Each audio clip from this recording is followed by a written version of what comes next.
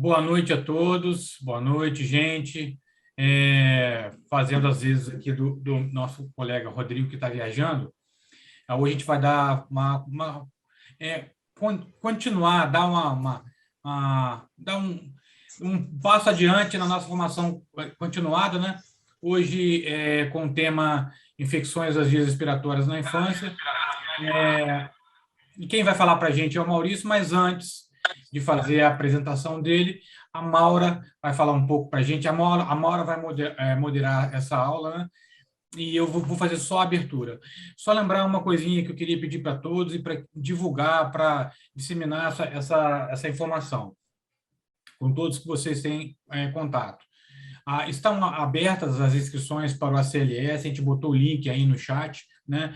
Além do mais, a gente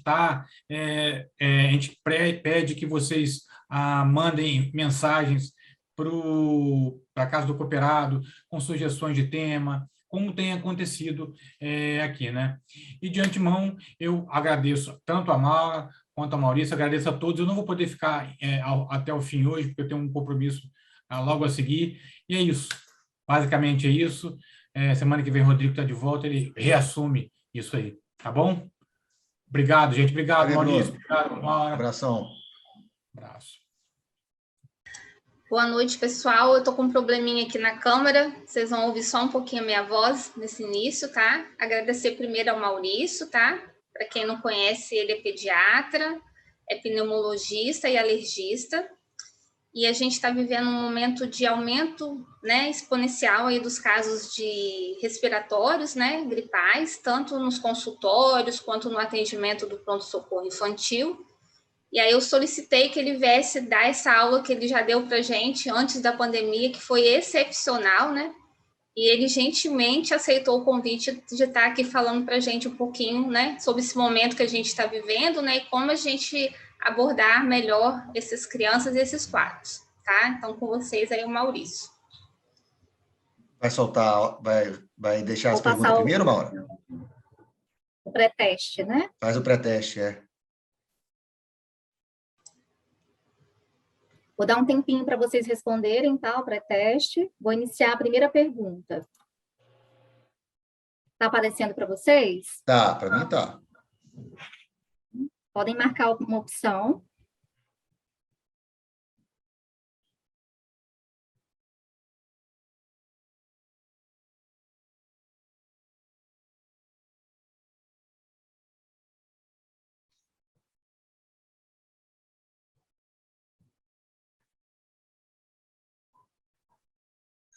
Vou passar para a próxima pergunta, ok?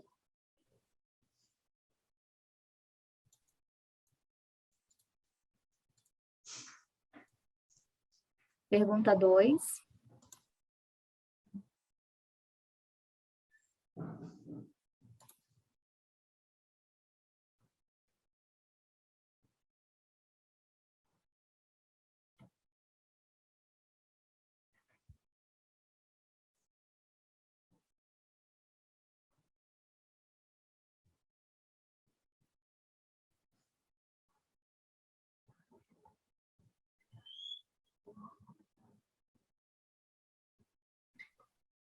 Vamos para a pergunta 3.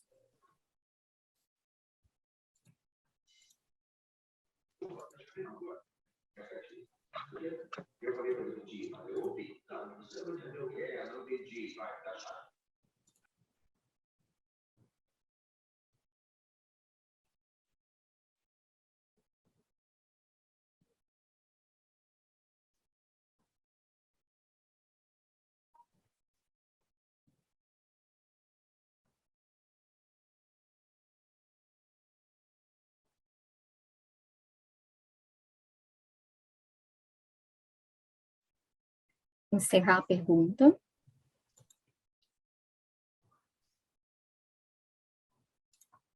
Ok, doutor, pode começar. Pode? Uhum. Depois nós vamos compartilhar o resultado do pré- e pós-teste, ok? Então, eu queria agradecer a Maura pelo convite, né? Que foi feito. É uma aula que, particularmente, eu gosto muito de dar. Tomara que seja de ajuda para todo mundo. isso que a gente está passando agora, né, esse fato de aparecer esse monte de doença viral, já tinha um presságio sobre isso, né, que as crianças ficaram muito tempo sem ter um estímulo imunológico por causa das ausências escolar, do afastamento, e a gente saberia que isso, quando voltasse, iria começar, e começou bem antes da hora, quer dizer, a gente fica na pergunta, como será o inverno, né? Porque antes do inverno já está assim, né? O que está por vir aí? Eu estou até com medo de ver o que está por vir aí no inverno, entendeu? Então, vamos ver se a gente consegue aproveitar a aula. Eu vou tentar passar a aula um pouco grande, eu vou tentar ser um pouquinho mais sucinto para a gente não perder, ficar muito tempo aqui agarrado na aula.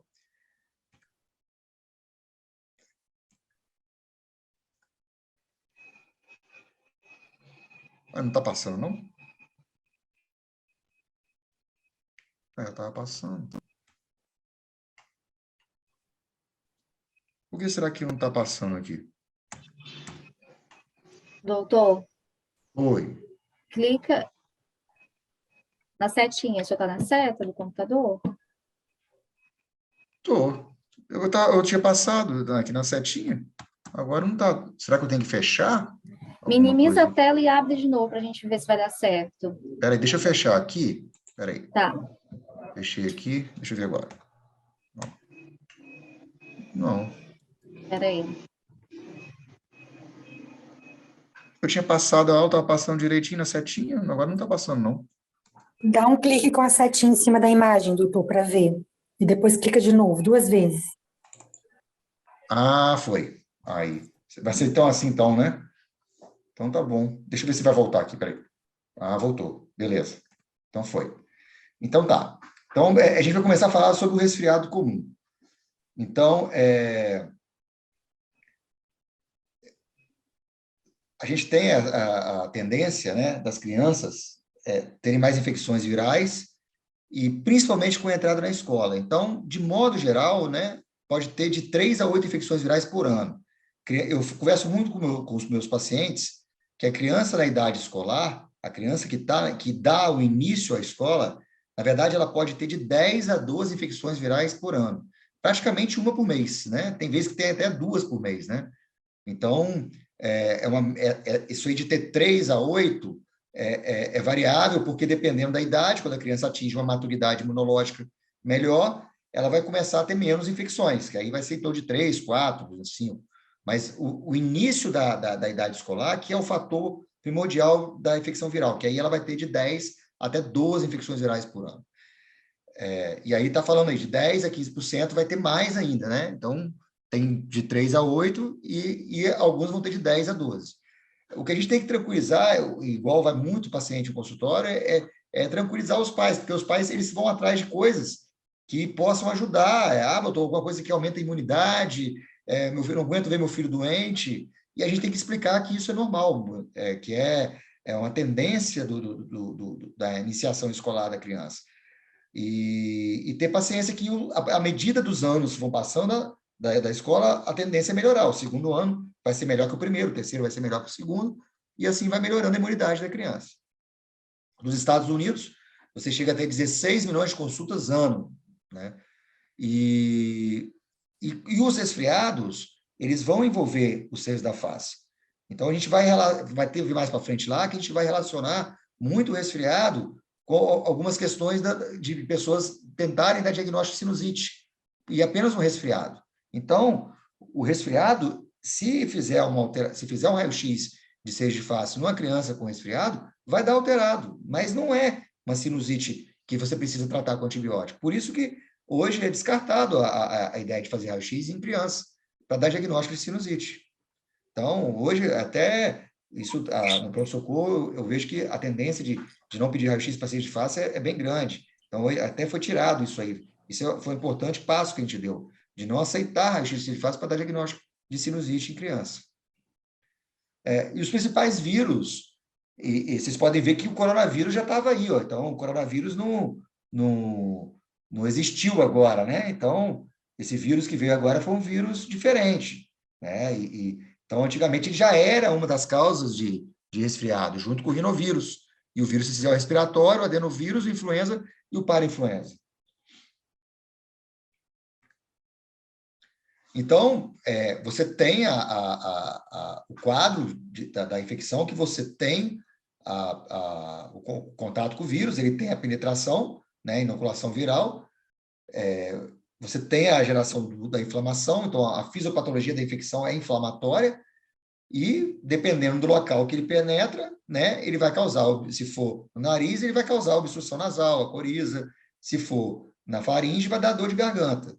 E você vai ter outros sintomas, de coriza, febre, prostração, dor no corpo, perda do apetite.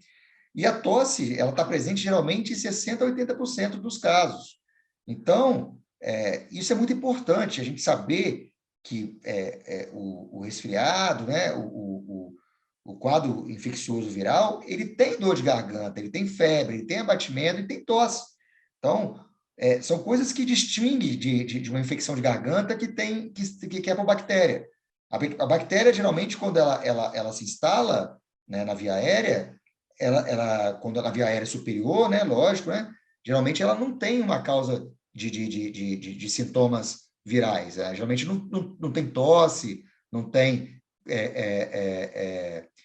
uma secreção mais clara, né? Então, o quadro infeccioso, ele é bem insidioso. Você vai começando com sintomas que vão causando sintomas, e depois, com o tempo, pode ir se agravando, mas, na maioria das vezes, a infecção viral vai ter o quadro de febre, coriza, abatimento, entupimento, nariz entupido, dor de garganta, e a tosse vai estar presente também, indicando que é um conjunto de sintomas, dependendo do processo inflamatório, não necessariamente nessa ordem. Tem, às vezes, crianças que iniciam com tosse primeiro, ou até iniciam febre. Muita mãe fica perguntando, doutor, meu filho começou com a febre, eu não sei de onde que é a febre.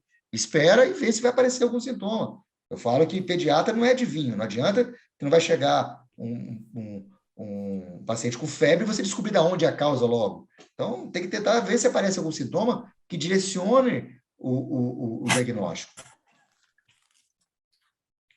E aí, pode ter coriza mucopurulenta. Então, aquele negócio de secreção amarela esverdeado dá diagnóstico de sinusite, não é por aí que a gente tem que ver. Então, a gente vai ver mais para frente, que eu vou falar de sinusite, que existem critérios pela Academia Americana de Pediatria e pela Sociedade Brasileira de Pediatria que justificam o uso do antibiótico. Então, a coriza mucopurulenta não é um critério de você avaliar antibiótico isolado. Então, a gente vai ver mais para frente outros casos que a gente vai poder usar antibiótico. Então, geralmente, a doença viral dura em torno de 7 dias, de 2 a 7 dias, podendo se estender até 10. A febre, geralmente, pode durar em torno em média, de 5 até 7 dias. A maioria apresenta melhora clínica depois do 10º dia. Então, à medida que o tempo vai caminhando, eu converso muito com meus pacientes, e eu falo que a doença viral ela é uma doença geralmente autolimitada, né? Ela melhora com o tempo. Então, eu sempre falo com eles o quê?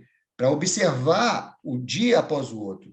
Não é que tenha que melhorar rápido, abruptamente, mas o 3º dia tem que ser melhor que o 2º, o 4º dia tem que ser melhor que o 3º, e aí você vai vendo uma caminhada, né, para a resolução com o tempo. Então, isso é muito importante frisar com os pais. Dizer que a doença vai melhorar com o tempo, e os pais orientar. Se você vai percebendo que o seu filho vai ficando melhor a cada dia que passa, dá uma segurança para os pais esperarem, dá uma segurança maior para os pais esperarem, para não tomar uma atitude. Eu converso muito isso, eu fiz isso muito com meus pacientes, que, à medida do possível, que puder esperar, que você tenha segurança, lógico, né, que os pais, né, são os responsáveis, e todo pai tem um receio, mas eu falo, à medida que você tenha segurança de esperar, e você possa avaliar um dia após o outro, e que cada dia você note uma melhora, você pode esperar até uma semana. Agora, a partir do momento que você não viu mais uma melhora, ou se você nota que tem uma piora clínica, aí você procura um socorro. Então, essa informação é muito importante para os pais. E a tosse, ela pode persistir com a coriza até mais de 2 semanas. 30% dos pacientes têm. Hoje mesmo vem pacientes para mim e falam, doutor, meu filho gripou semana passada, mas ele mês passado, mas até hoje está tossindo ainda. E isso a gente vai ver mais para frente, que o fato de estar tossindo não quer dizer que precisa de tratamento. A tosse, ela é justamente para defender o pulmão. É sinal que tem alguma coisa ali que está alterada, que vai resolver com o tempo. E aí a gente vai ver isso mais para frente aí. Então, mãe não gosta de ver criança tossir, né? Todo mundo sabe disso, e a maioria das mães aqui, os médicos estão aqui, deve ser até pediatra, sabe que ninguém quer ver criança tossindo, né? Porque prejudica o sono, afeta a atividade escolar, a criança não estuda bem, a qualidade de vida da criança fica abatida, diminui a qualidade de vida. A mãe realmente fica ansiosa, a tosse, realmente, todos os sintomas, para mim, eu vejo isso no consultório, é que a mãe suporta menos. Eu acho que ela suporta mais a febre do que a tosse, porque a tosse, realmente, ela fica achando que a criança continua tossindo, que ela pode evoluir para a pneumonia, que ela pode ter uma consequência pior no futuro. Mas, para mim, de todos os sintomas, o que deixa mais a mãe preocupada é a tosse. E aí, o que a gente faz? A terapêutica, que é comum já, que é o antitérmico, né, o descongestionante, os antitussígenos, que de 80% a 90% dos antitussígenos no mercado não têm efeito comprovado. São praticamente xaropes sem estudos científicos nenhum, que não vale a pena prescrever. Muita gente fala assim, Maurício, eu prescrevo, às vezes, por causa dos pais, para o pai sair com a medicação para ele ficar mais tranquilo. Só que a gente tem que lembrar que quando a gente prescreve um antitussígeno, a nossa receita tem um valor muito grande. Então, por quê? Porque você prescreve, a farmácia vende, o cara que vendeu o antitussígeno, o doutor fulano de tal, ele prescreve esse antitussígeno aí. Depois, o paciente vai lá na farmácia, o cara já oferece, o vendedor já oferece o antitussígeno para ele, sabendo que você prescreve. Então, você fomenta um mercado onde não tem investimento nenhum para estudos científicos e eles estão vendendo um produto que é praticamente água com açúcar, caro e ganhando. São os que eles mais lucram, são antitussígenos, os mucolíticos e expectorantes. Então, você chega lá, né, fala assim, eu tenho um xarope aqui que ele é antitussígeno, mucolítico e expectorante. Quer dizer, se ele já é antitussígeno, ele não pode ser expectorante, já se confunde, né? Ali. E eles não estão nem um pouco preocupados. Quando eles chegavam no meu consultório, pedindo para eu receitar, eu perguntava estudos científicos que eles faziam, e eu perguntava para eles trazerem. Eles não voltavam no meu consultório, porque não é interessante eles fazerem estudo científico, eles já estão vendendo no mercado. E aí a gente receita, o peso da nossa receita fomenta esse mercado que realmente não tem investimento nenhum, entendeu? E que eles mais lucram, são a venda desses combinados aí. E os antibióticos, que também são muito prescritos também. Então, o mecanismo primário de defesa, né, do trato respiratório é a produção de muco. Você produz o muco justamente para você umidificar ali também a via aérea, entendeu? O batimento ciliar, o macrófago, presença de imunoglobulina A na mucosa do trato respiratório e a imunidade celular. O secundário seria a tosse, o espirro. O espirro também é um mecanismo de defesa. O próprio broncoespasmo também é um mecanismo de defesa. E a apneia. Então, Chevalier, Jackson já falava em 1920 que a tosse é o cão de guarda do pulmão. Tatiana Rozov fala muito isso, que é a pneumologista pediátrica mais famosa aqui no Brasil. Ela fala que não é porque a criança está tossindo que você precisa usar a medicação. Eu converso isso muito com os pais. A tosse, se ela não incomoda, se ela não deixa a criança dormir, a tosse que você vai tratar é a tosse que incomoda seu filho, a tosse que não deixa seu filho dormir, que não deixa seu filho comer, que não deixa seu filho brincar, que não deixa seu filho estudar, que faz seu filho vomitar, que não deixa seu filho correr. Então, é a tosse que você julga que está atrapalhando o dia a dia do seu filho. Essa tosse justifica um tratamento. E aí você tem várias medicações de ação central, né, de ação central com opiáceos e ação central não opiáceos. E ação periféricas. O de ação periférica praticamente não tem efeito. E aí, esse DEF de 2001 aí, que a gente procurou, isso aqui vai ter meu trabalho lá, quando eu fiz a minha pós, que aí a gente pegou uma quantidade grande de números de xaropes que existiam, e a pergunta que eu fazia para o colega, para o pediatra, era o seguinte: você prescreve antifluxígeno? Aí o pediatra falava sim. Então, 90% prescrevia. Aí eu falei: qual que você prescreve? Ele ia e falava comigo: tal. Aí eu falei assim: você sabe qual é o princípio ativo? 60% a 70% não sabia o que tinha no princípio ativo. Eu não estou falando de tudo, não, sabe? Ele não sabia nem o que estava no componente. Ele só receitava pelo nome comercial do remédio. Ele não sabia nem o que... 70% não sabia o que era o remédio. Pode ver que, vamos supor aí, você pega aí o xarope Vic, tem esse monte de coisa aí. Ele não sabia nem o que era uma coisa, ele não sabia nada. Ele só prescrevia porque era já uma receita viciada já de prescrever sem saber o que era. E aí, ó, tem vários tipos de xarope no mercado. Ó. E aí, Voltaire já falava que o médico é uma pessoa que usa medicamentos que ele conhece pouco em organismos que ele conhece menos ainda, para tratar doenças cujos mecanismos ele ignora completamente. Então, praticamente, o médico não conhece a medicação e prescreve, porque chega lá o representante e fala: ó, essa medicação é bom para tosse, pá. O médico não quer saber o que é e já começa a prescrever. O peso da nossa receita é muito grande para o mercado. Então, muita gente prescreve, indica porque a gente receita essas medicações. E aí, o FDA, né, já tinha lançado isso em 1983, que apenas a codeína e o dextrometrofano estão indicados para o controle da tosse. Todas as demais substâncias são, no mínimo, duvidosas quanto à eficácia e segurança. Hoje, existe uma tendência de usar menos codeína. Tá? O FDA e a Academia Americana de Pediatria não tem desestimulado o uso de codeína para tosse, devido à depressão respiratória em criança.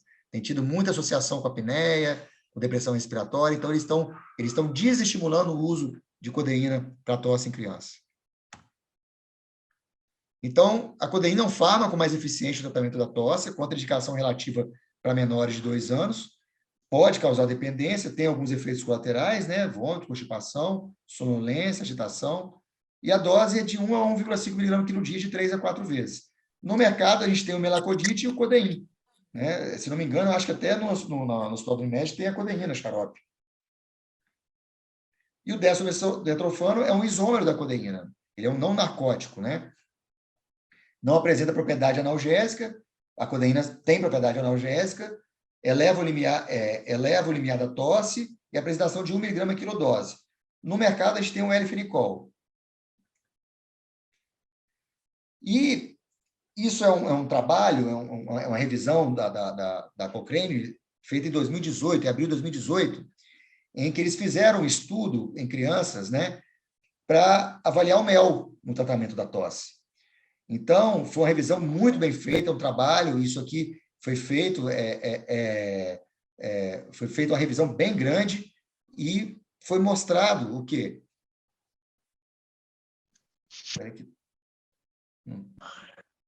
Foi mostrado o quê? Que o mel, realmente, ele tinha um valor benéfico melhor do que a difenhidramina e o placebo, né? no tratamento da tosse. E não houve diferença quando comparou com o dextrometrofano. Então, foi um trabalho, foi uma revisão muito bem feita. Então, hoje, a gente tem essa indicação, para quem gosta dos xaropes caseiros, hoje tem uma recomendação de se usar, sim, o mel para tosse. Reduziu a duração da tosse e foi melhor que o placebo e que o salbutamol, o mel. Não houve nenhuma forte evidência contra o uso do mel, e muitas crianças... O problema é que a única coisa que limitou o estudo foi que receberam durante uma noite apenas. Foi o que limitou o estudo. Tá? E não houve efeitos diversos com o uso do mel com o controle. E aí, então, as crianças acima de 1 ano de idade, com esse estudo, estão autorizadas a usar mel para alívio dos sintomas de tosse, sim. Então, hoje, a gente pode indicar o mel como um tratamento da tosse em crianças acima de 1 ano. E aí, tem a receitinha, né? Que é É um abacaxi médio maduro, né, de Marataíza, de preferência, né? Uma xícara de chá de mel, e você oferece uma colher de sopa 3 vezes ao dia até melhorar os sintomas.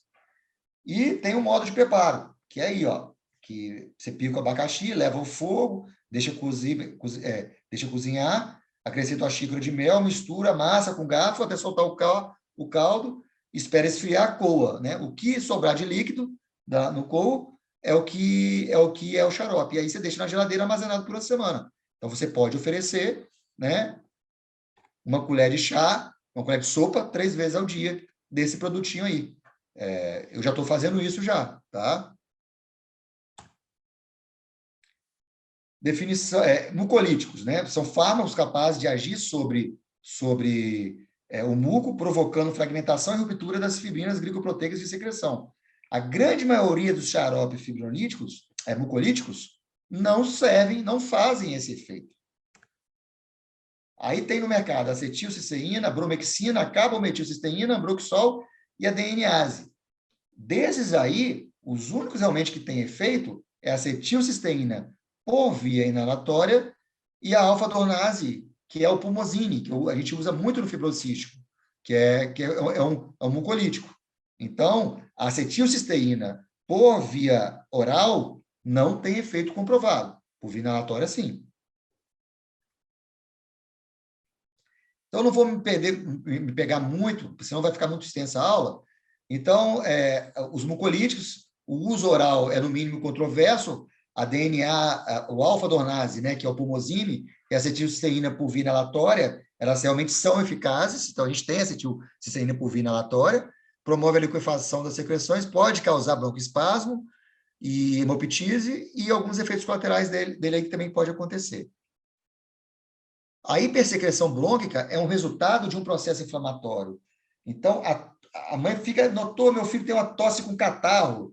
A gente tem que especificar, porque ela acha que aquele catarro é pus. Não é. Aquilo é do processo inflamatório. A inflamação, ele produz a secreção. E visa proteger a ave brônquica, né? Que entre menos germe, né? Que hidrate aquela mucosa. Então, você tem promove a hipersecreção, ela promove maior aporte plasmático, elementos antibacterianos, além de estimular a atividade ciliar. Portanto, o uso de fármacos que atuam sobre o muco pode ser prejudicial à ave brônquica. Então, por exemplo, a gente usa a alfa-dornase na mucoviscidose, né, no fibrocístico, porque ele acumula a secreção. A secreção fica tão espessa que ele não consegue eliminar a secreção. Então, numa criança que tem uma tosse produtiva que ele elimina a secreção, não tem motivo de você usar o mucolítico, né? Os expectorantes são os compostos iodados, solução salinas, sobrepobicarbonato de sódio, propenoglicol, né? As consideradas, o uso também é controverso, estimula a secreção do trato respiratório, pode ativar formas latentes de tuberculose e pode causar inúmeros efeitos colaterais também. E aí são as drogas aí, usadas como expectorantes. Então, como é que você vende uma coisa que é antitussígeno e expectorante? Não faz sentido. Para você expectorar, você tem que tossir, para eliminar. Se você usa um antitussígeno, então você está contra o expectorante. E às vezes ele vende assim, antitussígeno e expectorante. O próprio mecanismo fisiológico não bate, né? Então, considerações terapêuticas. Gasta-se em torno de 220 milhões ano com antitussígeno, expectorantes e mucolíticos da América Latina. É isso que eu falo. A nossa receita, ela tem peso. E aí as pessoas vão comprando e vai tendo indicação para o balconista. A maioria são misturas irracionais ou simplesmente inúteis. A fisiologia da tosse contraindica o uso de produtos que contêm agentes supressores associados a expectorantes e mucolíticos. Então, como é que você vai indicar um expectorante que é antitussígeno? Não tem. A fisiologia não indica isso. Há os percentuais de associações em doses fixas e prescrição reflexa típica. A prescrição reflexa típica é o vício da receita. É você receitar sempre a mesma coisa, né? O antitussígeno, o descongestionante, o antibiótico, tudo junto. É a receita viciada. Prescrição reflexa típica. Analgésico, antipirético e sedativo. Combinação de antitussígeno, antihistamínico, anti-inflamatório, antibiótico e antibispléctico, né? Para poder ajudar aí. Vamos fazer a combinação perfeita. Aí você cercou de todos os lados, né? A mãe sai satisfeita com esse monte de medicação. E, para ajudar um pouquinho, um polivitamínico também, porque a criança, quando está doente, abaixou a imunidade, né? A gente vai, vamos prescrever um polivitamínico também. Então, isso é um tipo de receita comum, achada, principalmente para o pediatra. Então, 50% dos médicos sempre se acharam deuses, e os outros 50% sempre tiveram certeza disso. Médicos humanos, né? A gente tem que saber que a gente tem o direito de errar, tem que saber o limite do tratamento, a gente tem que explicar aos pais o caráter benigno da tosse, eu converso muito com os pais sobre isso, e tranquilizar eles. Usar a prática do bom senso e ter consciência antes de prescrever. Muita gente fala, eu prescrevo para tranquilizar, para os pais que não saírem sem receita. Mas é isso que eu falo com vocês, o peso da nossa receita, isso vai estimulando outras pessoas a prescrever e outras pessoas a indicarem. Apesar das evidências em contrário, por que se prescreve tanto? A combinação de fármacos somados à estratégia de marketing, né? O representante vai no seu consultório te oferecer um monte de coisa, falando que aquilo ali é praticamente uma água benta. Novidades terapêuticas, chegou uma medicação que realmente vai te ajudar agora, vai resolver todos os seus problemas. As informações veiculadas pelo laboratório, marcadas por exageros de benefício e suavização dos possíveis efeitos adversos, e conhecimento insuficiente do profissional em farmacologia clínica associada à insuficiência de publicações científicas. Você mata o representante na hora com isso. Você chega e fala assim, me mostra seu trabalho científico que prova que isso tem benefício. Ele vai te trazer estudos, talvez de 10 anos, 20 anos atrás, entendeu? Eles não têm estudos recentes nenhum. E outra coisa, eles geralmente trazem lá a monografia do remédio. Nem trabalho tem. Então, a gente deve usar xaropes, não usar sem critério, né? Eles podem ser mais prejudiciais que benéficos. Evite antitussígenos, mucolíticos, expectorantes, anti-inflamatórios e antibióticos. Então, as receitas caseiras, né? Que eu não sou contra, eu acho até melhor uma receita caseira do que uma receita para farmácia, porque você, na farmácia, quando você receita, você fomenta o uso indiscriminado de remédio e as empresas têm ganho sem investir em estudos. Então, a gente pode estimular, sim, uma receita caseira, a receita da avó. Eu não sou contra, mas eu não sou a favor de receitar remédios de farmácia que contenham isso, para não estimular o ganho deles e sem um benefício real. Produtos usados para tosse e resfriado comum mostram efeitos documentados mínimos. Drogas de consolo podem bem ser substituídas pelo bom senso e injeção adequada de líquidos. Então, evite a restrição desnecessária. Igual tem mãe que fala assim, banho frio no inverno ajuda a aumentar a imunidade. Eu falo que banho frio no inverno não ajuda nada, é maldade. Nem a gente toma banho frio no inverno. Então, você acha que o pessoal que mora lá na Inglaterra, na Noruega, na Suécia, toma banho frio para eles não ficar doentes? Nada a ver. Isso é crendice. Banho frio no inverno é maldade com a criança, não é tratamento de nada, não. Então, aí o catarro aí, que a criança tem, né? E o uso de antibióticos, que é muito comum. 70% das IVAs são tratadas com antibióticos. Um custo anual aproximadamente 40 milhões de dólares. Então, quais são os argumentos para prescrever antibiótico? Coriza purulenta, prevenir uma infecção bacteriana, pressão familiar, realmente a gente entende, o colega que está no pronto-socorro ali tem uma pressão da família realmente, impossibilidade de acompanhar, o colega que está no pronto-socorro, quer dizer, ele não vai ver a criança, ele fica naquele receio, e o diagnóstico errado. Então, não tem comprovação científica. Sem comprovação científica e não usar. Inalação com vapor aquecido, não adianta. Os corticoides também não tem uma comprovação científica que melhora. Antivirais. Vitamina C. Mucolíticos. Expectorantes. antitussígenos, zinco, vapores aromáticos e antigripais, combinações de medicamentos que eles falam. O próprio, né, o Benegrip, né, ele fala que é um antigripal, é contra a gripe, né? A gente tem que especificar que não existe um tratamento contra a gripe. Existe o tratamento dos sintomas. A gente trata os sintomas. Vou tentar adiantar um pouquinho mais. E anti-inflamatórios não hormonais, que é os anti-inflamatórios convencionais, né? Então, aqui a gente já vai partir para a rinofaringite aguda, ou resfriado comum. É uma forte evidência, o quê? Sintomáticos, orientação dos pais, explicar a evolução natural da doença, respeitar a perda do apetite. Eu converso muito com os pais. Quando você fica doente, pai, você tem o mesmo apetite? Não. Então, a criança vai perder o apetite. E aumentar a ingestão de água. Isso é uma forte evidência. Né? Algumas coisas que são predisponentes para rinocinusite aguda, né?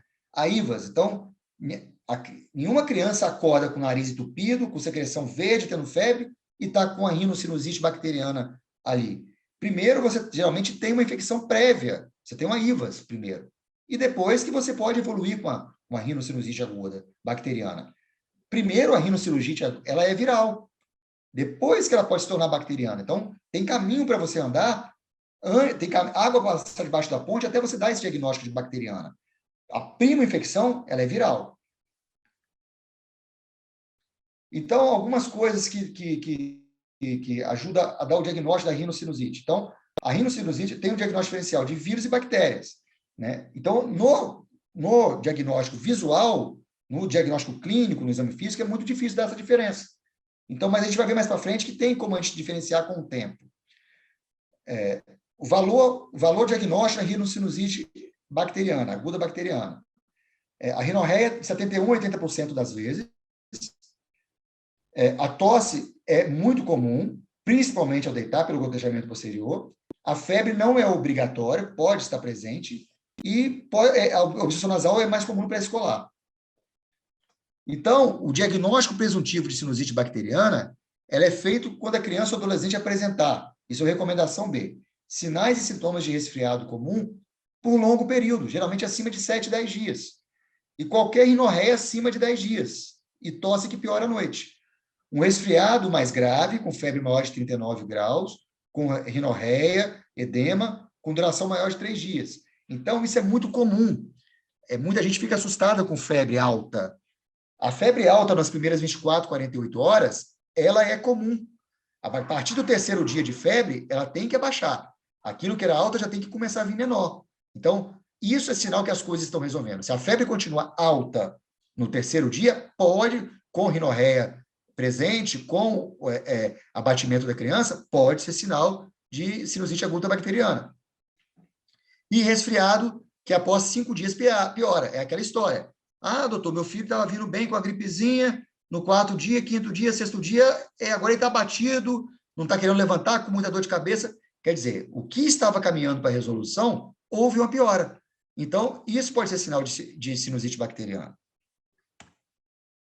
Então, aqui é mais ou menos o quadro da infecção da via aérea superior.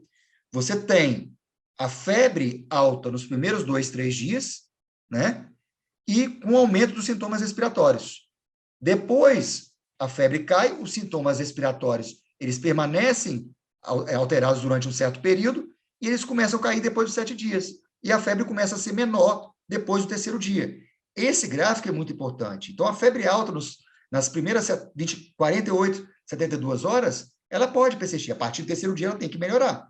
Eu gosto muito desse gráfico para indicar, porque a partir do terceiro dia você nota a melhora, é sinal que as coisas estão progredindo bem. Então, aquele negócio de febre com 3 dias usar antibiótico, isso cai, não tem indicação. A rinocinusite aguda, exames de imagem não é recomendado, não adianta fazer raio-x de seja de face para dar diagnóstico em criança, principalmente em lactente. Eu pego muita criança que está fazendo raio-x de seja de face para dar diagnóstico de sinusite aguda, não é. Tem baixa sensibilidade, grande número de falsos positivos. Lembra daquilo que eu falei no começo? O resfriado comum com obstrução nasal dá alteração do seja de face. O achado sugestivo de espessamento de glucosa com nível hidroaéreo e opacidade do seio pode ser sugestivo. mas também não é fidedigno. O nível hidroaéreo, o resfriado comum, a obstrução nasal pode dar o nível hidroaéreo, mas com isso aí, o espessamento de mucosa, talvez você possa pensar se tiver um sintoma persistente. Então, o tempo de doença ele é muito mais fidedigno do que o exame radiológico. Então, 87% da alteração do raio-x pode ser encontrada em resfriado comum. Então, na rinocinusite aguda, não tem necessidade de fazer imagem para confirmar o diagnóstico, não tem indicada a realização de exames de radiografia nem tomografia para dar diagnóstico. Isso é evidência B. A tomografia de paranasais com contraste está indicada sempre quando a criança é suspeita de ter complicações orbitais, ou sistema nervoso central secundária a uma sinusite bacteriana. Então, quando você tem uma suspeita de sinusite bacteriana e você tem alterações orbitárias, aí sim, vale a pena internação para você fazer uma tomografia e usar antibiótico, porque aí você tem outras complicações que pode vir a mais. Então, nesse caso, está indicado a TC de seios de face. Antes disso, não precisa fazer. O tratamento básico e fundamental é a higiene nasal, é lembrar que você lava o nariz não para desobstruir, e sim para limpar. Você vai lavar o nariz, é igual você tomar um banho, a obstrução pode permanecer ainda, né, depois da lavagem, facilita o transporte das secreções até a nasofaringe, torna as secreções menos viscosas, porque você fluidificando a secreção, ela fica menos espessa, então você consegue eliminar ela com mais facilidade, e você tem menos proliferação bacteriana, elimina mediadores inflamatórios, favorece o abatimento ciliar e a clírice mucociliar, e outras, diminui a produção de interleucina 8, né, diminuindo a ação inflamatória, e diminui a congestão de mucosa. Opa, peraí. Isso. Então, se realmente precisar usar antibiótico, o tratamento ainda é amoxicilina. Ainda é. Se for menor de 2 anos, com risco de resistência, né, criança que usou antibiótico menos de 30 dias, a gente pode dobrar a dose para 90. Então, não tem motivo de partir logo para amoxicilina e ácido clavulânico. Então, a amoxicilina ainda trata a grande maioria das sinusites e das pneumonias também. Então, muita gente fica com, não, eu já vou dar logo uma cacetada, vou usar amoxicilina com ácido clavulânico. Eu fico me perguntando, se a criança ficar resistente à amoxicilina ácido clavulânico, tem poucos antibióticos para ser usado em criança oral no mercado. Então, a gente tem que pensar nisso. Se ficar resistente, a gente vai ter que começar a internar criança para fazer antibiótico venoso, porque não vai ter para estar resistente a antibiótico. Então, ainda é amoxicilina, tá? Para quem tem alergia, a gente pode usar azitromicina. Eu, há pouco tempo agora, estava difícil de achar amoxicilina no mercado, eu estava tratando com azitromicina ou com claritromicina. As otites geralmente são precedidas por IVAs. Vocês veem bem que a infecção bacteriana, ela não inicia logo no começo, né? Ela vem sempre precedida da infecção viral. Então, a otite também vem precedida da infecção viral. A hiperemia tipânica e a efusão do ouvido médio podem estar relacionadas ao quadro viral. A febre, a irritabilidade e a anorexia também podem estar relacionadas ao quadro viral. E 80% dos casos apresentam resolução clínica.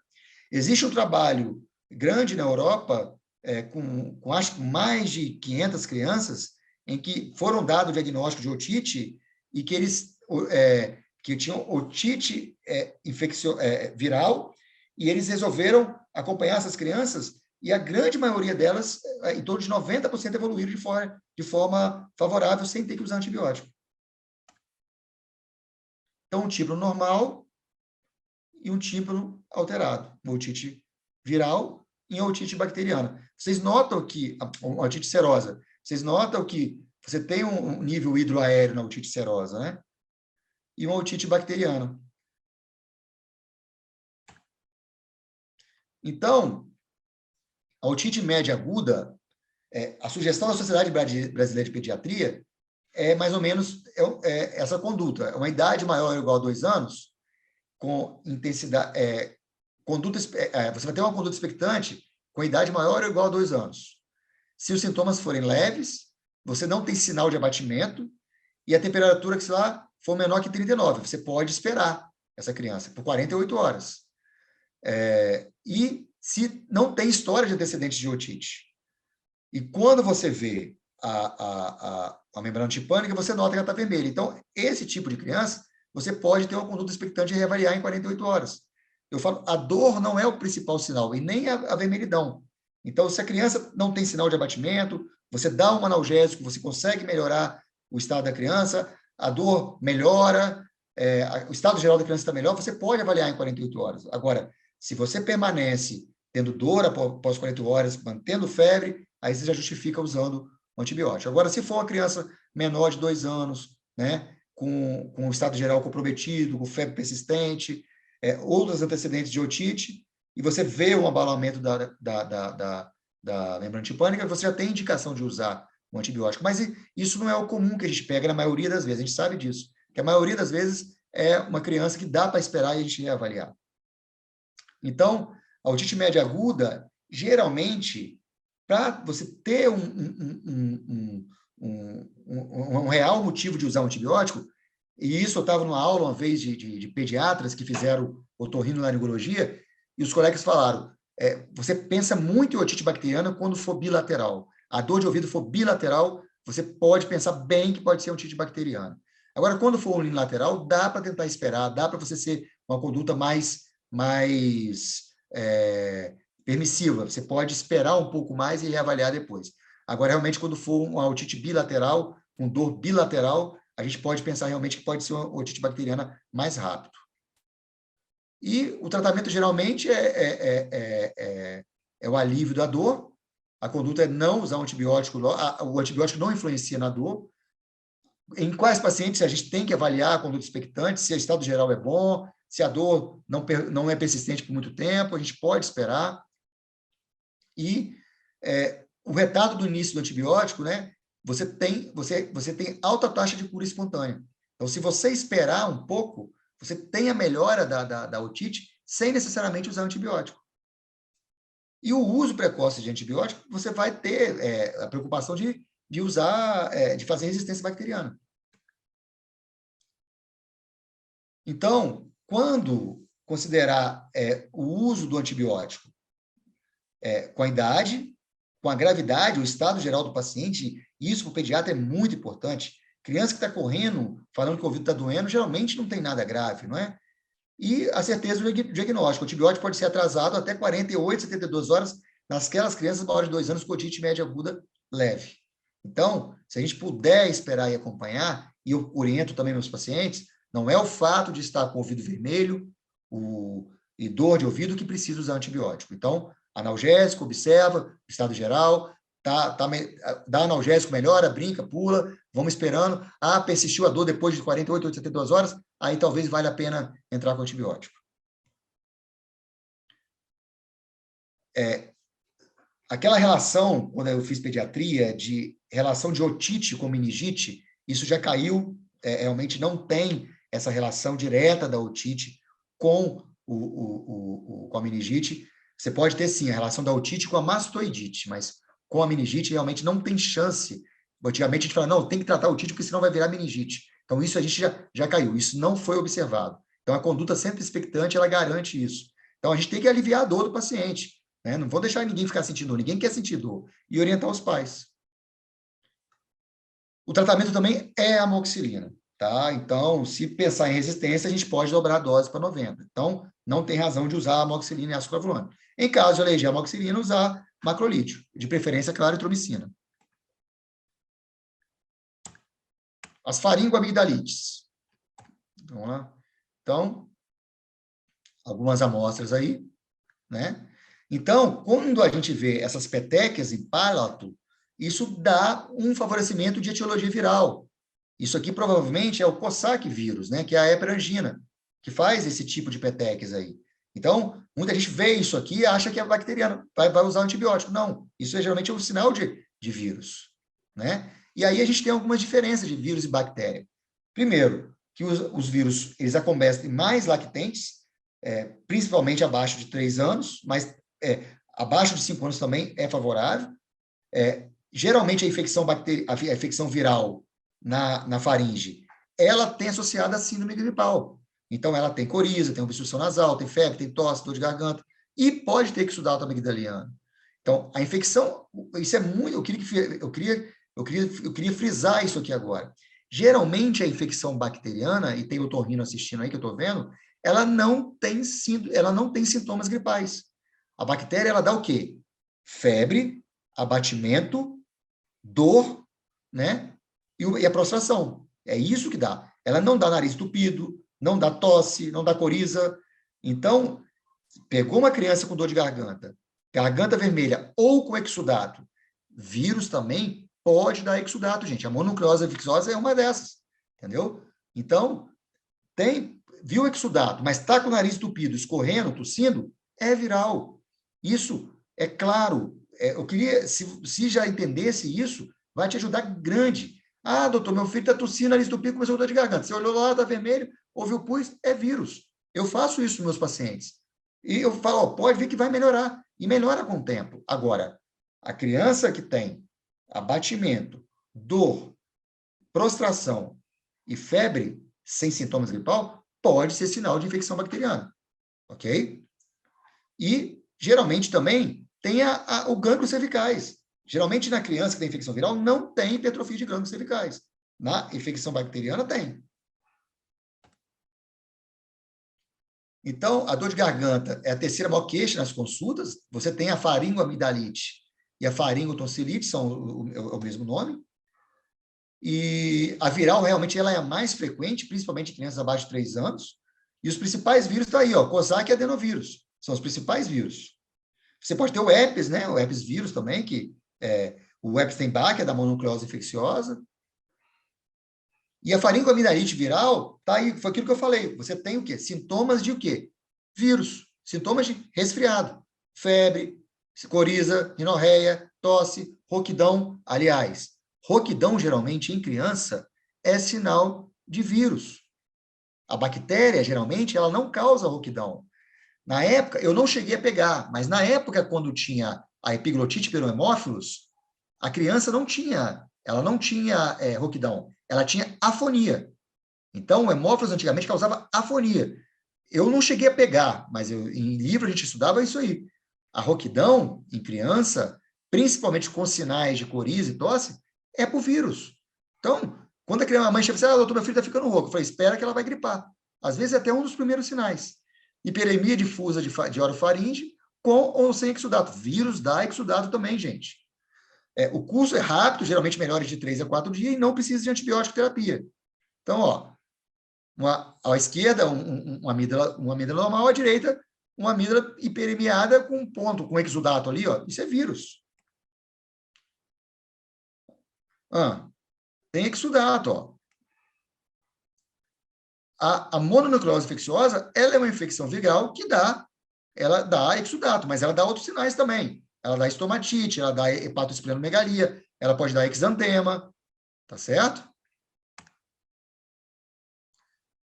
Então, a faringoamidalite tipo Epstein-Barr, a mononucleose infecciosa, geralmente em pré-adolescentes, né, ou adolescentes, são infecções leves, você tem prostração, dor de garganta, estomatite, exantema, adenomegalia cervical, hepatosplenomegalia, e as amígdalas, elas ficam de grande volume. Às vezes, a criança não consegue, ela fica falando igual, parece como se tivesse o ovo na boca. Eu peguei uma vez uma criança que ela chegou, ela chegou a mudar de voz quando ela começou a falar. Aí eu deitei ela, palpei, ela estava com o fígado embaixo, falei, não, isso é mononucleose infecciosa, não tem outra.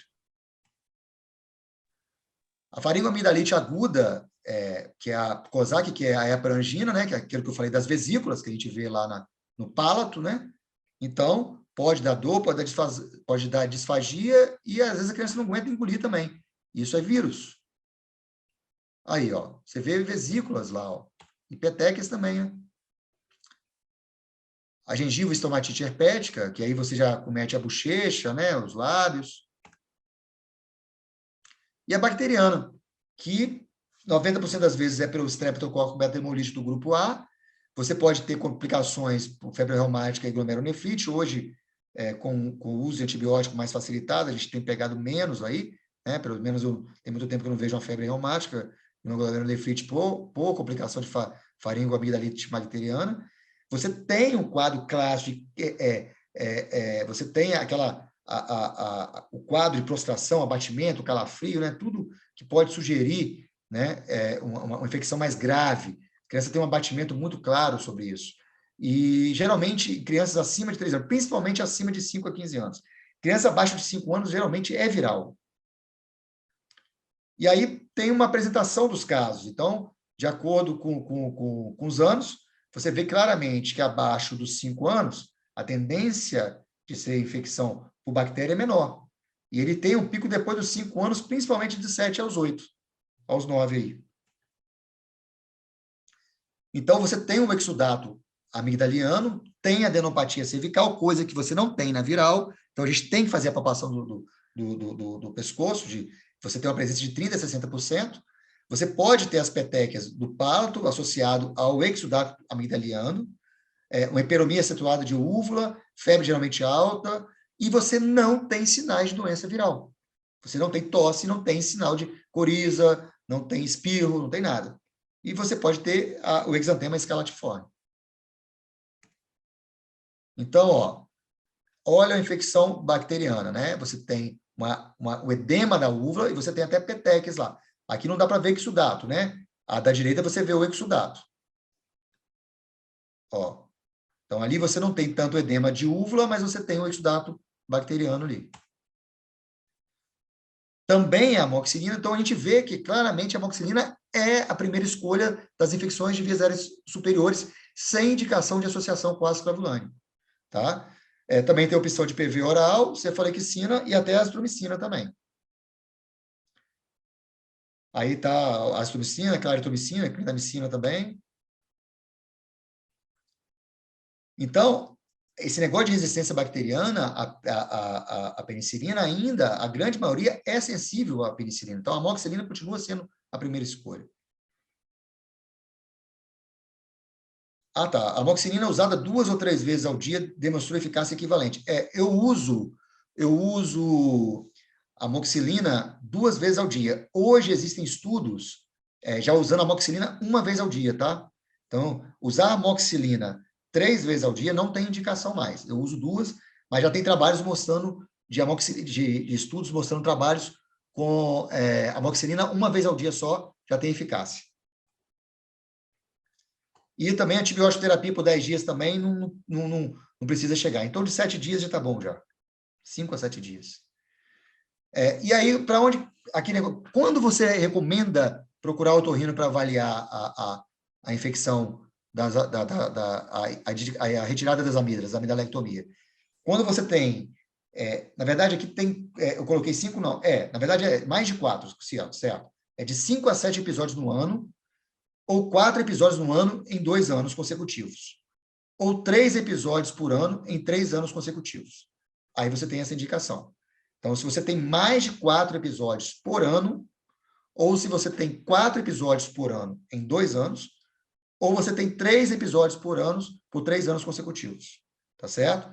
E aí a hipertrofia associada à hipertrofia amidagliana, você tem uma obstrução respiratória ou digestiva, ronca, apneia também, para avaliar isso aí também para retirada das amígdalas. Antibiótico. Então, o antibiótico está no meio do caminho. Quando que a gente indica um antibiótico? Principalmente pela clínica. O raio-x, por exemplo, na sinusite, ajuda em alguma coisa? Não. O laboratório ajuda para você saber? A gente sabe que na maioria das vezes, às vezes confunde a gente. Então, a clínica é primordial. Você avaliar o paciente no dia a dia e ver como está. Eu falo que a criança, ela tem uma desvantagem. Ela não mente. Desculpa, a criança tem uma desvantagem. Ela não fala o que ela sente. Mas ela tem uma vantagem. A criança geralmente não mente. Criança que está brincando, correndo, fazendo bagunça, não tem nada grave. Então, isso é muito importante. Eu ressalto isso muito com os pais. Seu filho está tendo febre, mas está brincando, pulando, fazendo bagunça, despreocupa, fica tranquilo, não é nada grave. Então, a clínica ela é muito mais importante que os exames laboratoriais e raio-x. Então, você prescrever antibiótico por insegurança, por não ter um acompanhamento inadequado, por pressão da família, e às vezes você vai prescrever antibiótico errado por causa de IVAs.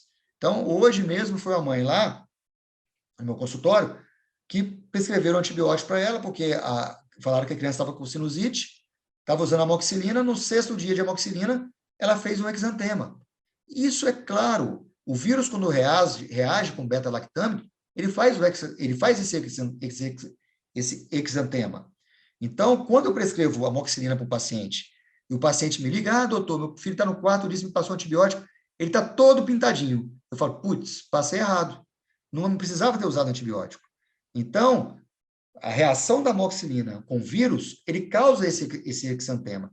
Então, se você prescrever um antibiótico, beta-lactâmico, e ele reagiu com vírus e deu exantema, provavelmente é viral. Então, hoje mesmo foi no consultório a mãe lá, estava preocupada que achava que era alergia alimentar, mas não, foi uma prescrição inadequada de amoxicilina. E aqui eu já acabei. Era isso que eu tinha para falar para vocês. Eu demorei um pouquinho mais, não, deu 1 hora aí certinho.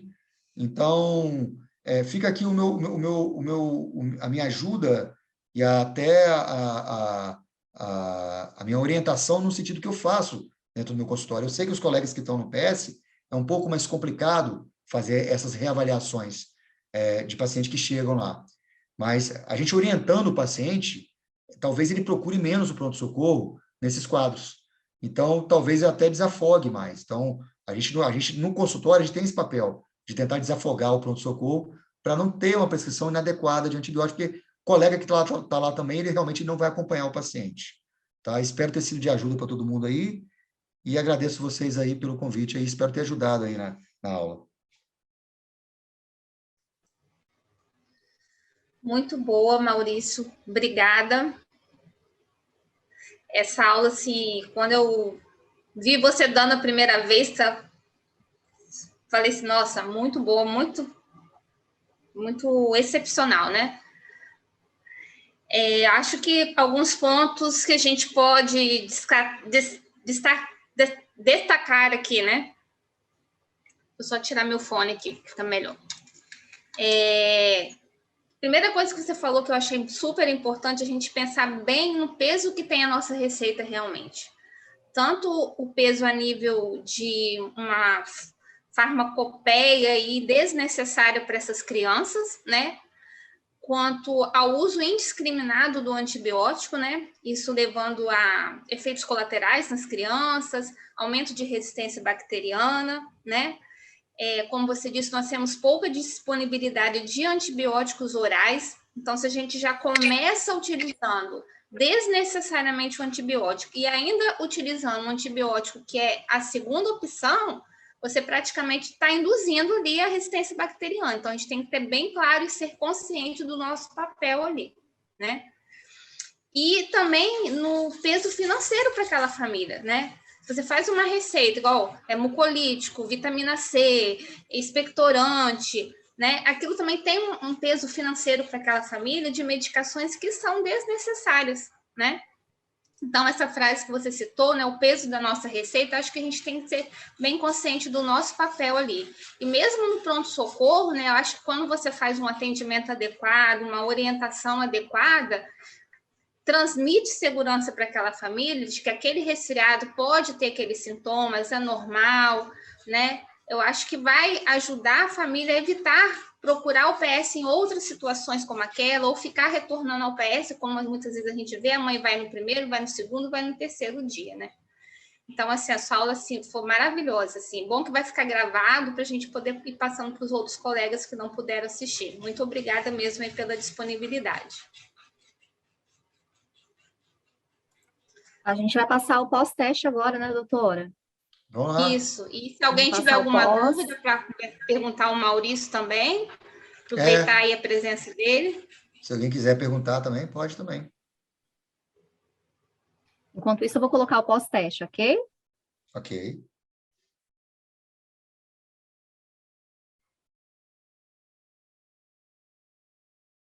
Estão visualizando? Eu estou. Apareceu para mim Okay. aqui. Vou dar alguns segundos para vocês.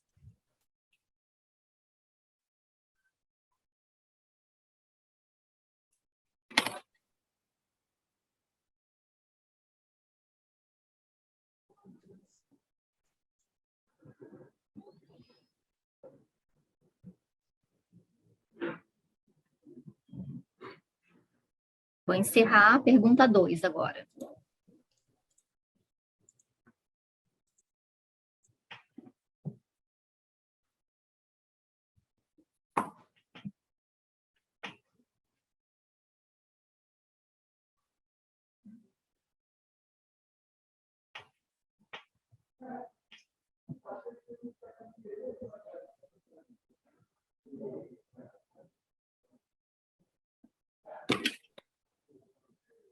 Vamos para 3.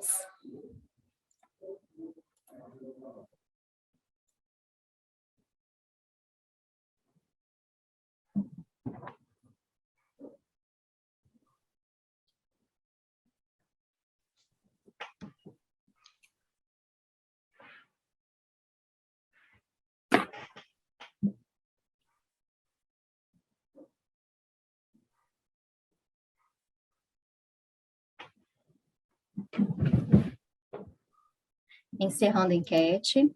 Doutor, agora nós vamos ver o resultado do pré-teste e depois do pós, ok? Para fazer um comparativo e o senhor discutir. Tá.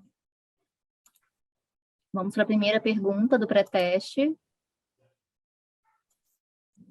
Estão visualizando? Tô. Percentual de 71% na B, na letra C, 29%. Vou para a próxima, ok? Tá.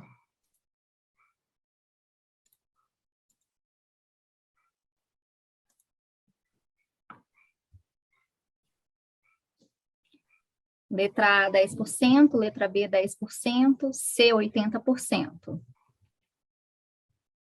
Vamos para 3.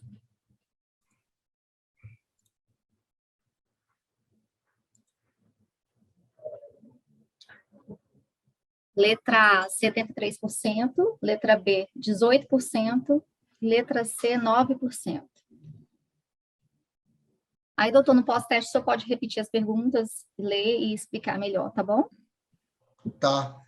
Vou deixar nesse aí já. É um quadro clássico, né, da criança acima de 5 anos, que eu falei com vocês, que tá com dor, né, febre alta, abatimento, a prostração, não tem sinal de gripe, de resfriado, não consegue se alimentar, né, direito, e tem um exudato, aumento das amígdalas e ganglios cervicais. Então, é o quadro típico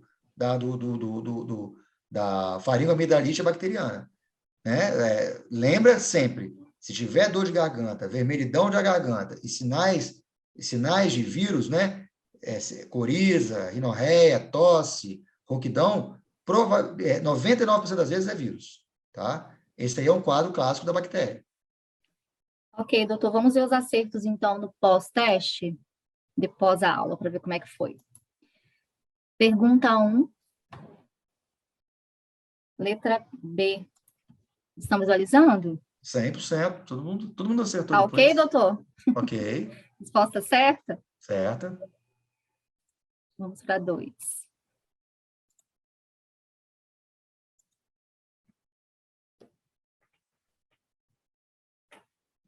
Letra Também. C, 100% também, ok?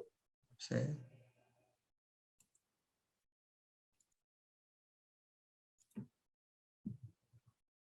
Pergunta 3. Letra A, 100%, doutor. Certinho, todo mundo. Certo? Foi top, foi muito bom. Muita gente pergunta, Maura, o que é a secreção verde? Né? A secreção verde, ela nada mais é que a presença de neutrófilos e restos de epitélio, entendeu? Então, aquilo ali é justamente uma reação ali do sistema nosso imunológico que dá um extravasamento de neutrófilos ali que dá mais aquela coloração. Então, não é o fato de estar verde, porque a pessoa acha que está verde e que tem bactéria. A bactéria que está deixando verde. Não, não é isso. A coloração verde é porque tem excesso de neutrófilo, tá? Então, é por isso que dá aquela coloração verde. Só que a coloração verde, o excesso de neutrófilo, ele faz o quê? Ele faz com que a secreção ela vai tendendo a ficar um pouco mais viscosa. Então, ela vai ficando de difícil eliminação. Por isso que você lava o nariz, para você fluidificar a secreção. E aí você conseguir eliminar ela melhor. E aí, quanto mais viscosa ela ficar, mais chance você vai ter de ter uma infecção secundária e uma proliferação bacteriana ali. Então, por isso que você lava. A intenção de lavar o nariz não é desobstruir, né? É aquilo que eu falei, é aumentar, diminuir fluidificar a secreção, aumentar o clearance mucociliar e eliminar a secreção, entendeu? É isso aí. Então, não é para desobstruir, é para limpar mesmo, é para você fluidificar a secreção, tá certo? Maurício? Exatamente. Oi? Ei, Grazi, pode falar. Espera aí. Pode falar, Tudo bem? Grazi. Boa noite, parabéns pela aula. Acho que foi bem direto, acho que o menos é mais, eu acho, nesses quadros de IVAs, né? Deixa eu só te perguntar, em relação a gente usa alguns, os propagandistas daqueles xaropes tipo, que é a base de mel também, abacaxi, bromelim, esses daí, eles substituem aquele caseiro ou ele também então, aí não tem trabalho, né, desnecessário? Grazi? O trabalho foi feito com esse tipo de manejo aí do xarope aí que eu passei, entendeu? Tem essas combinações aí, mas aí eu não sei te falar, porque eu nunca... Na verdade, eles tentaram uma vez, eu pedi para me mostrarem o trabalho, eles não me deram, entendeu? Então, eu não sei se eles usam o abacaxi ou se usa aroma de abacaxi, entendeu? A gente Entendi. De abacaxi, eu não sei se é o aroma ou se ele usa a fruta realmente in natura, né? Então, não tem como eu falar isso. Uma outra coisa que você falou disso aí é uma tendência que eu estou pegando muita gente, tem muita gente passando nebulização com sorine hipertônico para tratar bronquiolite em casa, entendeu? E isso eu estou pegando no meu consultório. Gente, sorine hipertônico, 3%, 5%, eles têm cloreto de besalcônio, eles têm iodeto, e eles induzem a hiperreatividade brônquica. Eles podem piorar o broncoespasmo do paciente. Então, a nebulização hipertônica, salina hipertônica, na bronquiolite, ela é com NaCl é 20%, 0,5 ml, e água destilada 2,5 ml. E isso você faz um soro hipertônico a 3%, para nebulização.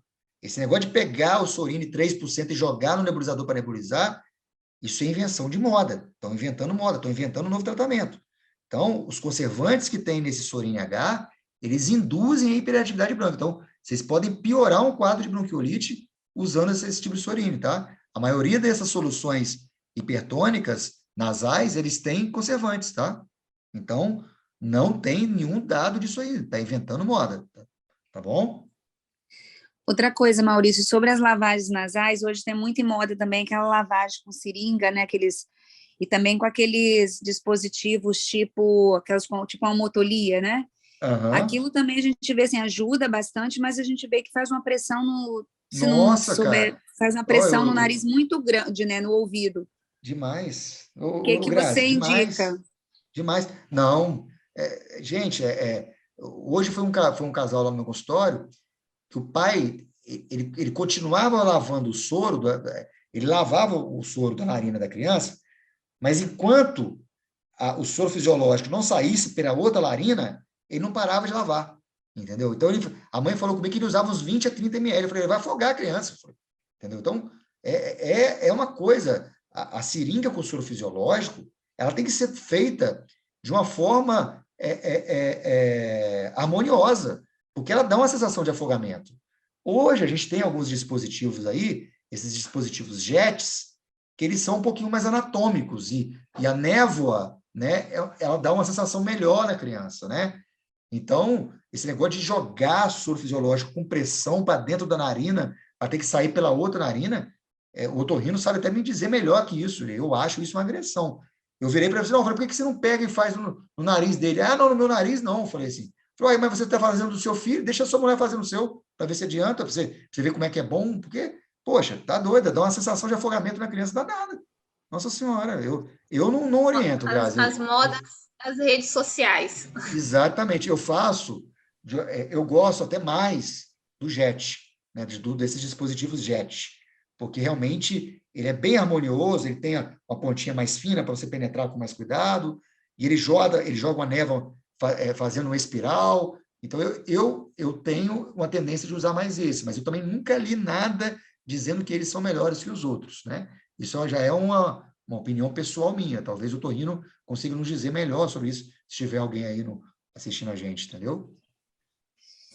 Com certeza, a gente tem que ter muito cuidado, eles estão fazendo, acaba, como diz a Maura, né, moda de rede social, e faz isso em bebê pequeno, e o pior que eu acho é a questão realmente faz uma pressão no ouvido muito grande, depois a criança chora de dor a noite inteira pela pressão.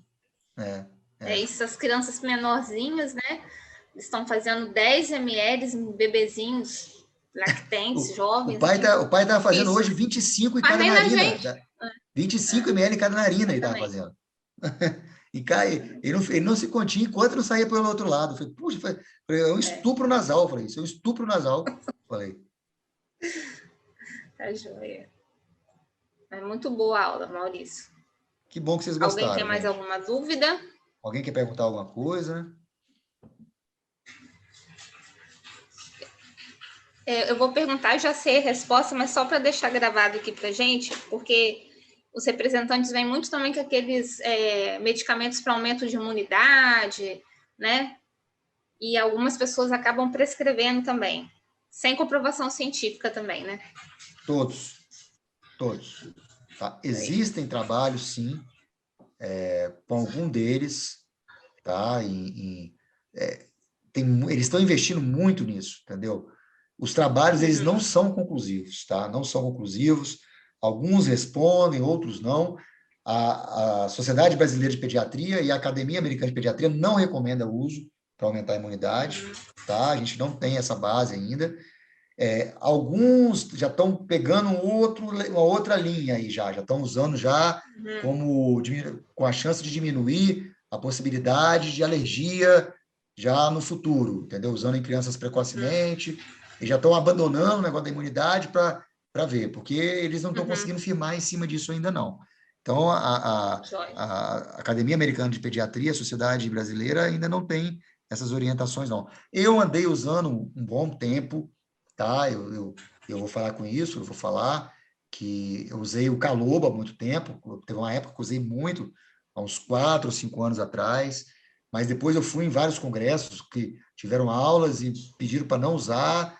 Hoje eu não recomendo, tipo assim, não é que eu sou contra, tá? Não é que eu sou contra o uso, mas eu acho que é um gasto desnecessário. É o que você falou, Maura. O pessoal já está penando para comprar comida. Gastar com medicação que você não sabe que tem efeito, então é complicado. Então, eu não tenho recomendado isso de rotina, não, tá? Mas também não sou contra quem prescreve, não, tá? Entendi. Eu sei que tem muitos otorrinos que prescrevem, estão assistindo aqui. Então, isso é uma opção deles, não sou contra, igual que chega lá usando, pergunta se eu posso usar, eu falo, se o seu médico receitou, você pode usar. Eu não prescrevo esse tipo de medicação, né? Mas eu não intervenho nesse tipo de conduta, entendeu? Eu não intervenho. Tá joia. Maurício, obrigada. Obrigado a vocês, Mauro. Obrigado pelo convite. Sempre que eu puder obrigada pela disponibilidade. Fazer. Vamos te explorar mais. Tomara. Tá bom? É muito legal. Muito boa mesmo. Um abração a todos aí, uma boa noite. Então. Obrigada, boa noite a todos.